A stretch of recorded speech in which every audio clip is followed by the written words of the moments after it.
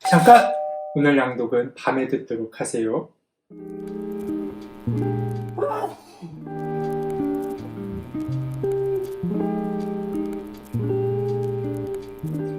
안녕하세요. 이작가야입니다. 사랑하라, 하고 싶은 일을 하라, 소중한 것은 눈에 보이지 않는다. 세 번째 시간 시작해보도록 하겠습니다. 제가 왜 굳이 밤에 이 영상을 시청하거나 들으라 말씀드렸냐면, 영상을 시청하는 사람의 시간대에 어느 정도 영향을 준 것 같아서 그렇습니다. 밤에 찍은 건 혹은 좀 어둑어둑하고 고요한 영상은 왠지 해가 진 늦저녁이나 밤에 들으면 뭔가 다른 감수성으로 다가오지 않을까 싶기 때문입니다. 정말 그래요. 사랑에 관한 이야기나 혹은 사랑에 관한 소설 혹은 삶에 대해서 좀 진지하게 고민해 볼 법한 책이나 영상들은 해가 지고 난 이후 듣거나 읽거나 시청할 때 더 감흥이 새로운 것 같아요. 그러니까 우리가 쉽게 낮과 밤을 별 생각 없이 지내곤 하는데, 낮이 주는 감성과 밤이 주는 감성은 확실히 다른 것 같아요. 그러니까 이번 영상도 더 효율적으로 보고자 하시면 해가 진 늦저녁이나 밤에 들으시기를 추천합니다.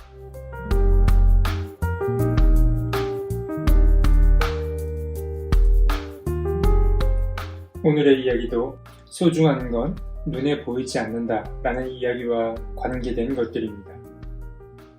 베네딕토의 수도자인 비드 크리피스는 영성의 대가로서 인도에서 30년이 넘도록 어느 그리스도교 아슈람을 이끌었던 사람이다. 여기서 아슈람이란 인도 전통에서 스승과 제자가 함께 생활하며 깨달음을 찾아가는 구도의 공간을 말합니다. 그는 원래 그리스도교는 이 세상의 부정적인 세력들과 타협하지 않는다는 것을 그 과제로 삼았는데, 지금 서구의 그리스도인들은 너무나도 세속적인 정서에 빠져 있다고 질타했다. 이는 쾌락에 탐닉하며 소비지향적 사고에 물들어 영적인 가치를 소홀히 하고 있는 그리스도인들에 대한 비판이었다.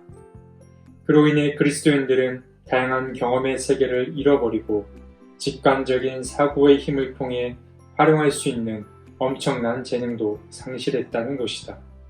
그리스도 교회는 놀라울 정도로 풍부한 상징, 기호, 말씀, 행위, 기도, 전례, 축제 등을 보유하고 있다. 게다가 거룩한 성사와 신비로운 의식, 영성훈련과 인문의례, 성찬식과 세례를 발전시켜 왔다. 서구 사회에서 이런 상징적 요소들은 한 사람의 탄생에서 죽음에 이르기까지 그야말로 전 생애를 포괄한다. 상징과 기호는 정신의 새로운 영역으로 다가서는 길에서 우리를 태우고 가는 운송수단과 같은 것입니다. 한번 생각해 보세요. 이 세상에서 가장 소중한 것들은 우리 눈에 보이지 않습니다. 에너지를 예로 들어볼까요? 우리는 에너지를 볼 수 없습니다. 하지만 그 에너지는 로켓같이 무거운 것도 우주로 쏘아보낼 만큼 강력한 힘으로 존재합니다. 인간의 감정이나 사랑도 마찬가지죠. 사랑은 눈에 보이지 않지만 그 어떤 고성능 컴퓨터보다 더 위대한 일을 할 수 있습니다. 눈에 보이는 것 뒤에는 또 다른 무언가가 있습니다. 정말 중요한 것은 눈에 보이지 않아요. 전통 물리학 이론과 큰 차이를 보이는 양자역학도 이러한 세계관과 중요한 부분에서 의견을 같이 하고 있습니다. 거기서 주장하는 걸 들어보면 이건 거의 형이상학적인 내용이라는 느낌이 들 정도지요. 프랑스의 철학자 장 기통은 몇 년 전 슈피겔지와의 인터뷰에서 이렇게 이야기했다. 무릎을 꿇고 진리를 위해 기도하는 기도실과 현미경으로 진리를 찾기 위해 노력하는 연구실은 더 이상 대립적 위치에 있는 두 공간이 아니다. 기도실과 연구실 사이의 거리가 점차 가까워지고 있다. 무척 인상적인 말이었다. 그런데 나는 존 신부야말로 이미 기도실 안에 연구실을 꾸며놓은 사람이라는 사실을 여태껏 눈치채지 못하고 있었던 것이다. 존 신부가 말했다. 우리 수도자들은 기계론적 세계관이 모든 걸 설명해내지 못하며 오히려 본질적인 것에는 아무런 대답도 하지 못한다는 사실을 의식하고 있습니다. 다른 한편으로 우리는 우리의 온 감각과 뇌의 활동과 영혼의 힘을 동원하여 어떤 새로운 차원을 감지할 수 있는 촉수를 개발합니다. 바로 그 촉수의 도움으로 우리는 새로운 세계와 소통할 수 있게 됩니다. 그것은 눈으로 보는 세계와는 다른 차원의 세계입니다. 아주 쉬운 예를 하나 들어보지요. 어떤 일이 벌어지면 우리는 대개 우리의 눈으로 그 사건을 관찰합니다. 다시 말해 두 눈으로 그 사건을 우리 안에 받아들이는 겁니다. 그런데 눈으로 감지하는 일은 빛이 있어야만 가능합니다. 그리고 이 빛이 바로 신비에 감싸인 존재 아닙니까? 그 빛의 파장은 어느 한 곳에 국한시킬 수 없습니다. 달리 이야기하자면 빛은 온 우주에 있는 것입니다. 하지만 내 눈이 그 빛과 만나 어느 한 곳을 비추고 있을 때 비로소 뭔가가 감지될 수 있는 것입니다. 지도하세요. 그의 논리를 힘겹게 따라가느라 내가 꽤나 우스꽝스러운 표정을 지었던 모양이다. 여러분들도 잘 따라하고 계십니까? 나는 아주 잘 듣고 있노라고 얼른 확인시켜 주었다. 그의 얘기가 계속되었다. 그래서 우리 하나님의 이미지를 확인해주는 많은 깨달음들이 생겨납니다. 우리가 경험하는 시간과 공간과 질량은 어떤 것을 인지하는 주체의 상태에 의존해 있는 범주라는 것을 알게 되지요. 이런 깊은 깨달음에 도달한 성인들은 자기 자신의 몸을 어느 정도 떨어져서 보는 체험을 하기도 하고 자기의 전 생애가 아주 짧은 순간에 응축되어 나타나는 것을 체험하기도 합니다. 그가 손가락을 축혀 올리며 이렇게 말했다. 우리의 시간과 공간이라는 범주가 아무런 의미도 갖지 못하는 다른 세계, 다른 우주가 존재한다는 사실이 머지않아 증명될 겁니다. 사람들도 그걸 받아들일 수밖에 없겠지요. 물리학에서 이해한다고 하는 것은 어떤 현상을 받아들인다라는 것과 같으니까요. 존 신부는 약간 지쳤는지 조금 쉬고 싶어 했다. 그가 내 방을 떠났을 때 나는 창가에 다가섰다. 가는 비가 내리기 시작했다. 유리창에 작은 빗방울들이 어렸다. 나는 존 신부가 말한 다른 존재의 상태에 대해 생각해 보았다. 예언자들, 이른바 깨달은 사람들, 선각자들은 바로 그런 상태에 도달한 사람이 아닐까. 불현듯 내 아이들이 아주 어렸을 적 그 애들과 가끔 했던 놀이가 생각났다. 그 놀이를 하면서 내가 못 보는 걸 나는 본다 하고 말했던 기억이 떠올랐다. 빙겐의 힐데가르데는 어느 환시 속에서 의술에 관계된 지식뿐만 아니라 존재의 포괄적인 구조, 하늘과 땅의 결합, 보이지 않는 것과 보이는 것의 접합까지 경험하게 되었노라고 주장했다. 어떤 사람도 그것을 객관적으로 증명해 보일 수는 없다. 그것은 유전공학 연구자들의 학설과 비교해도 전혀 뒤지지 않을 만큼 아주 흥미로운 영역을 암시한다. 가장 학식 있는 수도자 가운데 한 사람이었던 독일의 도미니코의 수도자 알베르토 마뇨도 인간은 창조 세계의 중심, 즉 물질과 정신, 시간과 영원 사이의 중심에 서 있다고 말한 바 있었다. 바로 그 순간 하얀 비둘기 한 무리가 지나가는 것이 눈에 들어왔다. 베네딕토의 누이 스콜라스티카가 죽은 날부터 몬테카시노의 수도원에는 비둘기들이 살게 되었다고 한다. 전설에 따르면 그 거룩한 사람의 영혼은 몸을 떠나 하얀 비둘기의 모습으로 하늘을 향해 날아 올라갔다. 수도자들의 아버지인 베네딕토에 대해서도 기적 같은 이야기들이 많이 전해져 내려온다. 베네딕토는 산산조각으로 부서진 것을 다시 결합시키고 텅 비어있는 것을 채우는 힘을 가지고 있었으며 자기가 죽을 시간까지 아주 덤덤하게 예견했다고 한다.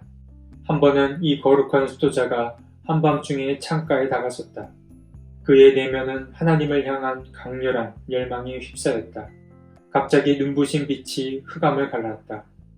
한낮의 장렬하는 태양빛보다 더 밝은 광채가 밤을 밝혔다. 무슨 일이 벌어진 것일까? 훗날 토마스 아퀴나스는 이 사건을 다음과 같이 해석했다. 베네딕토는 그 순간 깊은 신비적 체험에 잠겨 하나님을 본 것이라고.